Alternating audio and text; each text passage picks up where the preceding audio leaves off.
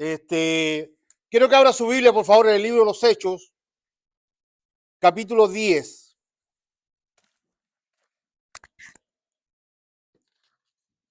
Hemos llamado al tema de hoy de un mal olor a un perfume grato. Hechos, capítulo 10. Cuando lo tenga, me dice amén, por favor.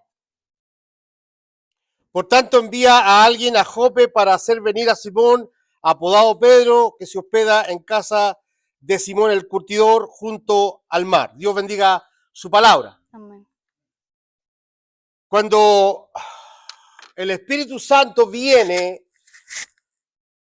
en el aposento alto y aproximadamente 120 personas reciben la promesa de Dios, en ese momento la iglesia comienza a desarrollarse. En ese momento la iglesia comienza a aparecer en escena, y desde el primer día que la iglesia aparece en escena, comienza a ser tremendamente perseguida, tremendamente asediada. A los predicadores, a los apóstoles, a los discípulos, los encarcelaban, los azotaban, les amenazaban y les pedían encarecidamente que no volvieran a hablar en el nombre de Jesús, ni hablar mucho menos de que Él había resucitado de entre los muertos. Y entonces la iglesia es tremendamente presionada, sobre todo por la casta religiosa judía. Dios anima a la iglesia, Dios respalda a su iglesia, Dios proyecta a su iglesia a través de señales, prodigios y milagros. Es interesante entender que el fin de la iglesia no es andar haciendo milagros, sino que los milagros y las sanidades fueron la forma en la que Dios respaldó a su iglesia para que Israel y la gente entendieran de que el poder de Dios estaba con ellos. Y no solamente se hicieron milagros de tipo físico, no solamente ocurría que Dios sanaba a los ciegos, que limpiaba leprosos, que hacía caminar a los paralíticos, sino también hubieron otro tipo de milagros. Y es cuando el Espíritu Santo convencía a hombres y a mujeres de unirse a la iglesia para ser parte del cuerpo de Cristo. Y este es un caso. Este es un caso que debiéramos tomar con detalles, que es muy importante. En la ciudad de Cesarea había un comandante del ejército romano, un centurión de nombre Cornelio. Y Cornelio había abrazado el judaísmo, Cornelio había abrazado la religión judía y era un hombre que tenía una buena relación con los judíos. Y dice el texto que inclusive hacía ofrendas y ayudaba a la gente con necesidad. Un día se le aparece un ángel a Cornelio, a este oficial del ejército romano, que dirigía un batallón que tenía como nombre La Italiana, y este ángel le da la orden a Cornelio de que mande a buscar al apóstol Pedro, que se encontraba aproximadamente a 35 kilómetros de ahí, muy cerca del mar, en una pequeña aldea llamada Jope, una aldea muy insignificante para esa época. El apóstol estaba hospedado en la casa de un hombre llamado Simón, que tenía como oficio curtir cueros, el trabajo de curtidor. Y ahí estaba el apóstol Pedro hospedado por algunos días. Entonces, Cornelio, dice el capítulo 10, que usted puede revisar con detenimiento en su hogar, tomó a uno de sus hombres de confianza y lo mandó a la casa a buscar a Pedro, a Jope, y tomó a 2 soldados y lo puso como escolta de este siervo enviado a buscar a Pedro. Y mientras tanto, en Jope, Dios estaba tratando con el apóstol.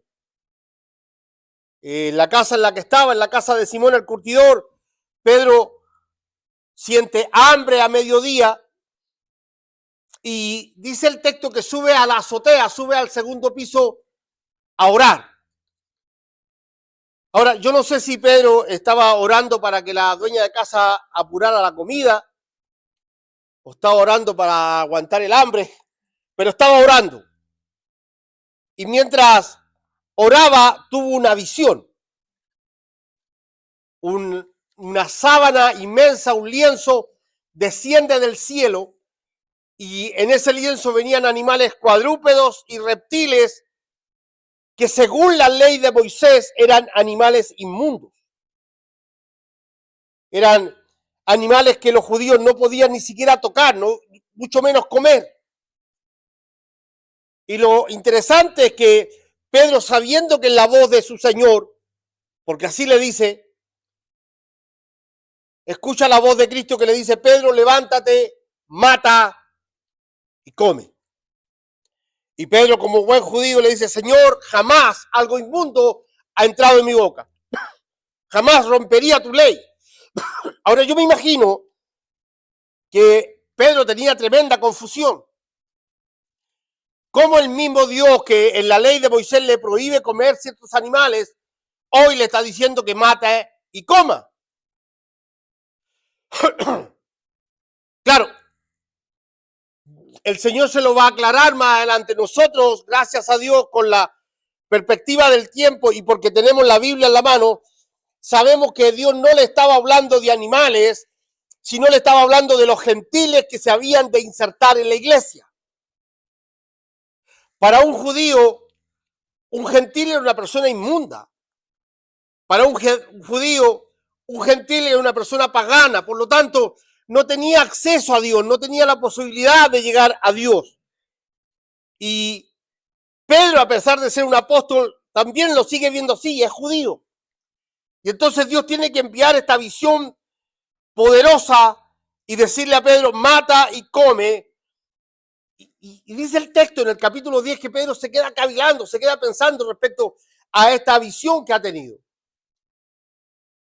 Mientras está pensando en eso, los enviados de Cornelio, el centurión romano, llegan a la ciudad de Jope. Esto es un día de camino. Y seguramente que empezaron a preguntar en la ciudad quién conocía a Simón el curtidor. Hermano, quien no conociera a Simón el curtidor no era de ahí. Porque si había un oficio que llamaba la atención en esa época, era a los hombres que se dedicaban a curtir cueros. Cuando llegan a la casa, el Espíritu Santo le dice a Pedro, hay 3 hombres que te buscan allá abajo. Vas a bajar y con toda confianza vas a ir con ellos. ¿Por qué el Espíritu Santo se toma la molestia de hacer esta aclaración? Hermano, porque a los apóstoles los estaban buscando para arrestarlos. A los apóstoles los estaban buscando para encarcelarlos, para azotarlos, para amenazarlos. Si es posible, matarlos. Ya a esta altura había un hombre judío llamado Saulo de Tarso que tenía cartas de autorización del Sanedrín para perseguir a la iglesia, para perseguir a los creyentes. Entonces, este hermano Pedro recibe de parte del Señor la confirmación de que debe acompañar a estos hombres. Y dice el texto que cuando esta gente golpeó la puerta de la casa y preguntaron por Simón, inmediatamente Pedro asomó la cabeza y dijo, ¿cómo les puedo ayudar? ¿Para qué soy bueno? Y estos muchachos le dijeron, mira, nuestro jefe, el señor Cornelio, que es un comandante de un batallón del ejército romano, nos ha mandado a buscarte. Pedro los invitó a quedarse. Parece que tenía cierto grado de confianza en la casa. Los invitó a pasar y al otro día muy temprano se fueron caminando esos 35 kilómetros o 50 millas hasta la ciudad de Cesarea. Y el relato es interesante porque cuando Pedro llega a la casa de Cornelio, me imagino, no está en el texto, pero me imagino que Cornelio vivía como centurión romano. Es decir, era un comandante, era un, no sé, un primer sargento, era un hombre que tenía un buen sueldo y un buen pasar. Seguramente había una escolta pretoriana en su casa para cuidarlo a él y a su familia. Seguramente que había un par de coches, de caballos, para que él y su familia pudieran movilizarse. Seguramente que su casa estaba en muy buenas condiciones. No creo que un comandante en jefe del ejército romano haya vivido de manera muy humilde. Cuando Pedro llega hasta la puerta de su casa, lo más probable es que Cornelio haya dado órdenes de apenas aparezca el apóstol me avisan, apenas el siervo del Señor aparezca en la puerta de mi casa, me avisan para salir a recibirlo. Y dice el texto que Cornelio, de una forma muy deferente, muy respetuosa, sale a recibir al apóstol y se arrodilla, se inclina. Lo más probable es que haya puesto una sola rodilla en tierra, que era la costumbre de los soldados romanos, e inclinó su cabeza para recibir de manera reverente, de manera solemne al apóstol. Y la reacción del apóstol es: levántate, Cornelio, levántate, que yo soy tan hombre, tan humano como tú. Y ahí hay me gustaría detenerme un segundo allí para explicar qué confundidos estamos los hombres de Dios hoy día. Cómo los hombres de Dios, sobre todo aquellos que han logrado hacer un trabajo en el que sus iglesias, por una u otra forma, han crecido en número y han tenido cierto reconocimiento social, cómo los hombres de Dios han confundido su posición y su actitud frente a Dios y frente a los hombres. Pedro no quiso, no permitió que Cornelio le rindiera ni siquiera un segundo de pleitesía. No permitió que Pedro ni que Cornelio en un minuto confundiera quién es el que realmente merece la adoración. Levántate, Cornelio. Yo soy un hombre como tú. Tengo tantas fallas como tú. Tengo tantos problemas como tú. Tengo tantas dificultades como tú. Yo también dependo del Señor como tú. Yo también dependo de la gracia del Señor como tú. A mí me incomoda mucho cuando veo a los llamados hombres de Dios hoy día a disfrutar del halago, disfrutar de cómo la gente los endiosa, cómo la gente los idolatra, cómo se han atrevido muchos de ellos a compartir la gloria de Dios con ellos, cómo han llegado a ser el centro de la iglesia, cómo en el culto son más importantes ellos que Cristo mismo. Pedro no le permitió a Cornelio que lo adorara o que lo enalteciera. Fíjate que inclusive a tal punto llega la ignorancia o la falta de criterio respecto a esto, que hay una religión en el mundo donde cierto nivel de sacerdotes o líderes religiosos poseen un anillo que la gente debe besar. Es decir, han llegado a ponerse en la posición de que los hombres y mujeres le deben rendir pleitesía. El viernes me junté con un miembro de mi iglesia a conversar y hablamos un poco de esto. ¿Cómo los hombres han llegado a creer que pueden sustituir a Dios? La Iglesia Católica, el título máximo que tiene el líder máximo de la Iglesia Católica es Sumo Pontífice, que en latín significa máximo puente, puente principal. Es decir, entre Dios y el hombre, el puente es el Papa. ¿Y Cristo? ¿Y la cruz? Y este no es un problema de la religión católica, porque hay un montón tremendo de pastores que dicen ser predicadores de la palabra de Dios, que han asumido una posición en la que ellos son tan o más importantes que Dios, tan o más importantes que el Espíritu Santo.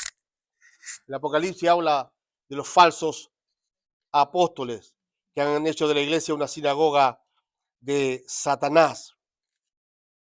Cornelio invita a pasar a Pedro a la casa. Y es un problema, hermano. Yo me quisiera en algún momento que usted se pusiera los zapatos del apóstol Pedro. Pedro le pidió a un par de hermanos judíos, cristianos judíos, que lo acompañaran. Y me imagino que cuando Cornelio le dijo, pasen, ellos tienen que decir, espérate, aguanta un poquito. La ley de Moisés prohíbe estrictamente que un judío se pare en el umbral de la puerta de un gentil. Mucho menos cruzar la puerta y mucho menos sentarse en su mesa a comer con ellos. Está estrictamente prohibido en la ley. Y el Señor le acaba de decir a Pedro que vaya con toda confianza y ahora Cornelio lo quiere hacer pasar a su casa. ¡Ay! Pero pasaron. Oh Dios, qué problema. Porque seguramente que el apóstol Pedro pensaba que al entrar a la casa se encontraría con la esposa de Cornelio y sus hijos. Pero no. La casa estaba llena de gentiles.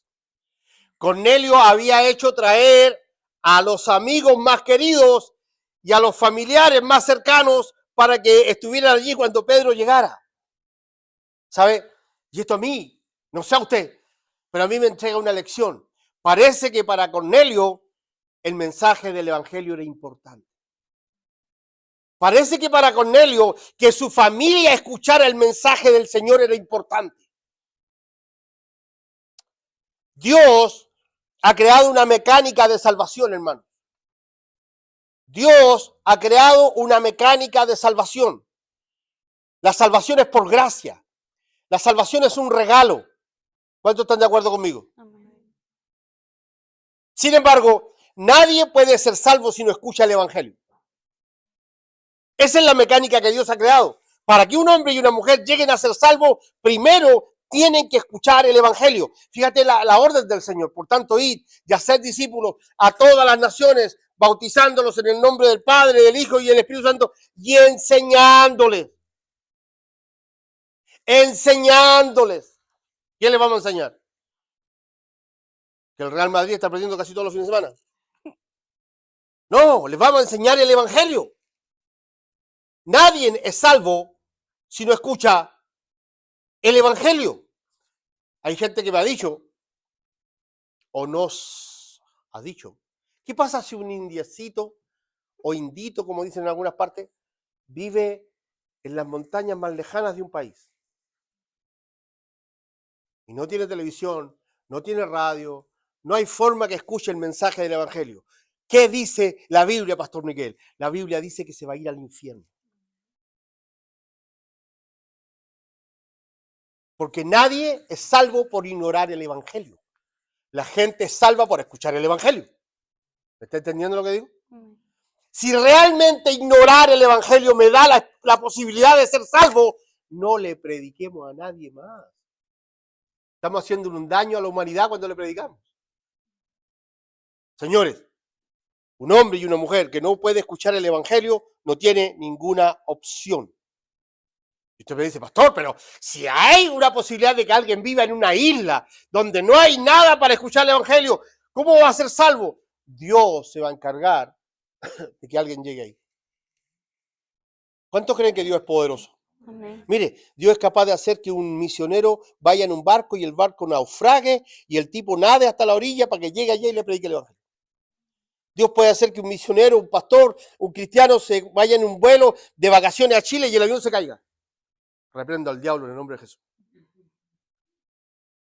Y ese cristiano va a llegar ahí para predicar el evangelio. Hermano, ¿usted cree que a Dios se le va a escapar un detalle como ese? Pero repito, la Biblia es enfática. Cuando Pablo le escribe a los romanos, le dice que si un hombre nunca ha escuchado el evangelio, será condenado por su propia conciencia. Su conciencia será ley para él. Así que para Cornelio era tremendamente importante que sus amigos y familiares escucharan la palabra de Dios. Ahora, Pastor Miguel, la historia está interesante, pero ¿cuál es la implicancia? Es simple. ¿Qué tan importante es para nosotros el Evangelio? ¿Usted realmente cree que el Evangelio es importante en su vida? Porque si realmente usted cree que el Evangelio es importante y usted cree que es el medio de salvación, la pregunta que yo tengo que hacer ahora, ¿qué estamos haciendo para que otros escuchen? Porque Cornelio llenó su casa de gente. Venía el apóstol Pedro para entregar el Evangelio y Cornelio agotó todos los medios. Yo no sé si habrá le dicho a la gente que iba a haber un cumpleaños, que había comida, que iba a haber pozole y birria. Yo no sé qué inventó Pedro, Cornelio, pero él llenó la casa de gente. ¿Y nosotros? ¿Qué estamos haciendo para que nuestros amigos y vecinos escuchen el Evangelio? Yo lo he preguntado antes y no me voy a cansar nunca de preguntarlo hasta que haga conciencia en ustedes. ¿Cuánto tiempo lleva congregándose aquí?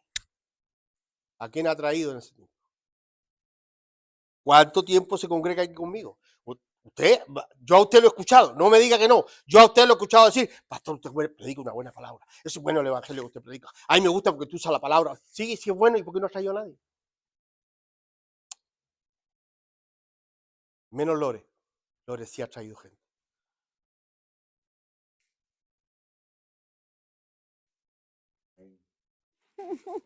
Gracias por apoyar la palabra del Señor, hermano.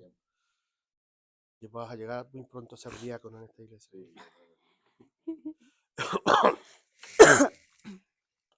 Sí. Hace una semana atrás el Espíritu Santo nos habla. ¿Cuántos creen que el Espíritu Santo habla por su palabra?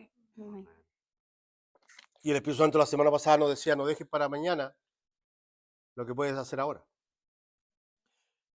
Hermano, hemos entrado en un estado de confort, hemos entrado en un estado de comodidad tremendo. Salimos de nuestra casa con los deseos de adorar a Dios, pero no nos importa si el vecino va a adorar o no, si sabe o no del Evangelio. Yo sé que es difícil, yo sé que en este país cuesta hacer conexiones muchas veces, pero tenemos que intentar que nuestros compañeros de trabajo, que nuestros amigos, que nuestros compañeros de colegio, que nuestros compañeros vecinos, que alguien, si conozco a alguien que habla español, e inclusive ahora no tiene que hablar español. Generalmente en esta iglesia se traduce al inglés, hermano. Pero es nuestra responsabilidad, hermano. No es optativo. No podemos sentirnos orgullosos de tener un año y medio, 2 años en la iglesia y que nadie esté aquí porque nosotros lo hayamos traído. Porque si eso es así, es porque en realidad el Evangelio para nosotros no es tan importante. No es tan importante. Pedro explica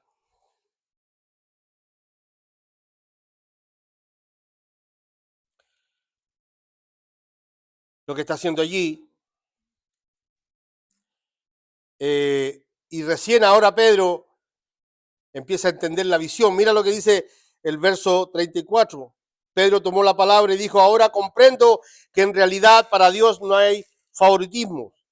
Ahora Pedro ha entendido lo que significaba el lienzo. Pedro ha entendido lo que significaba esto de mata y come. Pedro se da cuenta que no está hablando de comida, sino está hablando de personas. Y creo que también hay una implicancia para nosotros hoy. Dios nunca nos va a dejar en tinieblas. Dios no se anda con misterios, no anda jugando a los misterios. Seguramente que en algún momento de su vida usted va a estar o estuvo en una situación en la que no comprendía por qué estaba pasando lo que está pasando. Yo sé que a usted le ha pasado, a mí también. Muchas veces he estado en situaciones, en lugares, en momentos históricos de mi vida en que no sé por qué estoy aquí. No sé qué hago aquí. No sé por qué conocí a esta persona. No sé por qué esta persona se alejó de mí. No sé por qué perdí este trabajo. No sé por qué perdí este negocio. No sé por qué se dio esto, no entiendo. Y con el tiempo nos damos cuenta de que Dios estaba interviniendo en nuestra historia. Que Dios estaba interviniendo en nuestras vidas. Y luego decimos, oh Señor, ahora entiendo por qué pasó lo que pasó ayer. Ahora entiendo por qué pasó lo que pasó el año pasado. ¿Alguien me sigue con la idea? Pedro cuando recibió el lienzo no entendió nada. Ahora sí. Y ahora Pedro dice, y lo dice. Ahora sé que lo que me quería decir el Señor es que esto era para ustedes. Y luego de Pedro explica a los que están ahí con todas sus letras. Recuerde usted que el apóstol Pedro era un hombre de campo, un pescador, un hombre tenía poca retórica, era parecido al pastor Miguel, de poca bla bla. Y entonces le dice claramente, ustedes saben lo abominable que es para un judío sentarse a la mesa con gentiles, con extranjeros. Pero ahora entiendo lo que el Señor está haciendo. Y entonces se le da la palabra a Cornelio. Pedro dice, me gustaría saber para qué me hicieron venir. ¿Para qué me trajeron? Y Cornelio le dice, mira, yo te voy a explicar lo que pasa. Hace 4 días atrás estaba orando y vino un ángel y me dijo, manda a buscar a mi siervo Simón, de apodo Pedro, que se encuentra en Jope, en la casa de Simón el curtidor. Y yo tomé a mi criado de confianza, le puse una escolta de 2 soldados y los mandé a Jope a buscarte, porque el Señor me dijo que tú tenías que venir. Y entonces me aparece otra inquietud. Y no voy a tomarle mucho tiempo para explicarles mi inquietud. Cornelio estaba en una preciosa casa orando cuando un ángel le dijo que mandara a buscar al siervo del Señor, nada más y nada menos que a uno de los más importantes apóstoles que había dejado Cristo frente a la iglesia, el apóstol Pedro. ¿Y dónde estaba Pedro? ¿En qué resort se encontraba Pedro? ¿En qué balneario de Punta Cana estaba descansando el siervo del Señor? ¿En cuál de los hoteles 5 estrellas estaba durmiendo el apóstol Pedro? ¿En qué buena cama? Estaba en la ciudad más insignificante de Israel, en Jope. Y no solo estaba en la ciudad más insignificante de Israel, sino que estaba en la casa del hombre más hediondo y putrefacto de la ciudad. Simón, el curtidor. El trabajo de curtidor es el trabajo más despreciado en Israel. Primero, porque para trabajar de curtidor había que trabajar con las pieles de animales muertos. Y la ley de Moisés prohíbe estrictamente que un judío toque un muerto, un animal muerto. Pero ese era el trabajo de Simón. Ahora, déjame decirte algo. La religiosidad nos vuelve hipócritas. Está muy calladito hoy. Se los voy a repetir por si no lo escucharon bien. La religiosidad nos vuelve hipócritas. Porque en toda la casa de los judíos tenía que haber por lo menos 2 odres. ¿Qué es un odre? Una especie de bolsa de cuero con una garganta estrecha, con un tapón donde se guardaba vino. En los odres se guardaba vino, por eso Jesús dice que no se le puede echar vino nuevo a un odre viejo. Eran de cuero. Y esos odres, para que se fabricaran, tenían que comprarle las pieles al curtidor. Pero el curtidor era mal mirado, era visto con desprecio, porque su trabajo era un trabajo insignificante y además un trabajo sucio. El pectoral de los sacerdotes era de cuero. Era muy parecido a lo que hoy día usan los militares aquí, un chaleco antibalas. Y en ese pectoral de cuero habían 12 piedras. Y cada piedra tenía el nombre de una tribu de Israel, porque con eso simbolizaba que el sacerdote llevaba a Israel en su pecho, en su corazón, al momento de entrar a derramar la sangre al santuario. Y ese pectoral tenía que ser fabricado con piel, y esa piel era curtida por un curtidor como Simón. Pero Simón tenía que vivir cerca del mar. ¿Sabe por qué Simón vivía cerca del mar? No era porque ahí le había salido la casita que le había dado el gobierno, sino porque era la única forma que los vecinos nos reclamaran. La brisa del mar se llevaba el mal olor de las pieles. Las pieles eran metidas en unas tinajas de madera con unas hierbas especiales y las hervían, las cocían para ablandarlas. Y luego las tenían que sobar con sal y una piedra y pasarle la piedra con sal sobre hasta que se ablandara y quedara dúctil para hacer sandalias, para hacer botas, para hacer los cinturones de los soldados romanos, para hacer los estuches de las espadas, parte de la coraza, parte del uniforme. Era muy importante el trabajo de Simón el Curtidor, pero era un trabajo despreciado. Nadie quería estar cerca de él por los olores. Eran nauseabundos. El olor a la piel descompuesta era nauseabundo. Hace poco tuve la oportunidad de hacer un trabajo en un restaurante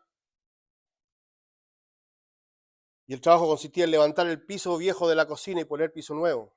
Cuando empezamos a hacer eso, bueno, yo no, yo solo miraba cómo los muchachos de mi equipo levantaban ese, hermano, los olores que salían de ahí, los colores, esa manta negra de Black Mold, se dice. Tanto así que uno de los muchachos que trabajaba conmigo le decía a otro, se tapándose las narices, y le decía, el pastor nos quiere matar. Nos trajo aquí para matarnos. Y se enfermó, no trabajó más. Imagínate el olorcito de los cueros aquellos, cuando hervían, cuando salía el agua. Trabajando en ese restaurante, para que usted vea, haga solamente una dimensión, una de las personas que trabajaba conmigo ahí llegó al extremo, seguramente por higiene, por tipo delicado, que a las 3, 4 de la mañana cuando terminamos salía en calzoncillos para el parking, porque él no se iba a subir a su vehículo con la ropa hedionda al piso aquel. Tipo delicado, fino, sangre azul.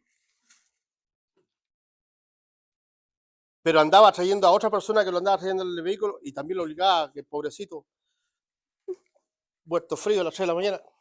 Porque, hermano, es que los olores de ese restaurante eran insoportables. Yo quiero que te imagines, por favor, el olor en la casa de Simón el Curtidor. Ahora, ese olor seguramente que se impregnaba en la ropa. Y seguramente que Simón el Curtidor lo tenía impregnado en la piel, en las uñas. Y Pedro no tuvo ningún problema para ir a quedarse en esa casa. Y no tuvo ningún problema para recibir la comida de la mujer del curtidor. Tuvo más de 4 días en la casa de Simón. ¿No podía Pedro haberse quedado en una casa más decente? ¿No podía el siervo del Señor, no podía la iglesia haberle dado una ofrenda porque se hubiera quedado en un buen hotel o una hospedería? Ya existían los mesones donde hospedar gente. ¿Cómo es posible que el apóstol haya estado en una casa tan despreciada y tan despreciable? ¿Sabe por qué? Porque a eso fuimos llamados. Porque los hombres que predicamos la palabra de Dios tenemos que estar con la gente que tiene problemas de olores, problemas en su vida, problemas con su pasado. Nosotros no fuimos llamados para andar buscando la mejor casa donde quedarnos, ni el mejor hotel. Nosotros tenemos que estar con la gente que tiene necesidad. Gente que cuando se mueve su vida y se revuelca su vida, aparecen cosas nefastas, horribles, asquerosas. Porque si creemos que la sangre de Cristo lava de todo pecado, ahí donde tenemos que estar. Me enferma cuando veo en las redes sociales algunos pastores saludando con desfachatez desde un yate. ¿Dónde está el pastor? Aquí está el pastor. Desde un yate. Yo le digo, Señor, permite que choque, permite que se hunda como el Titanic. Padre, en el nombre, que un tiburón salte dentro del yate y se lo coma ahora, en el nombre de Jesús. No tengo nada con que los hombres de Dios progresemos. No fuimos llamados a darnos una gran vida. Fuimos llamados a dar nuestras vidas por otros.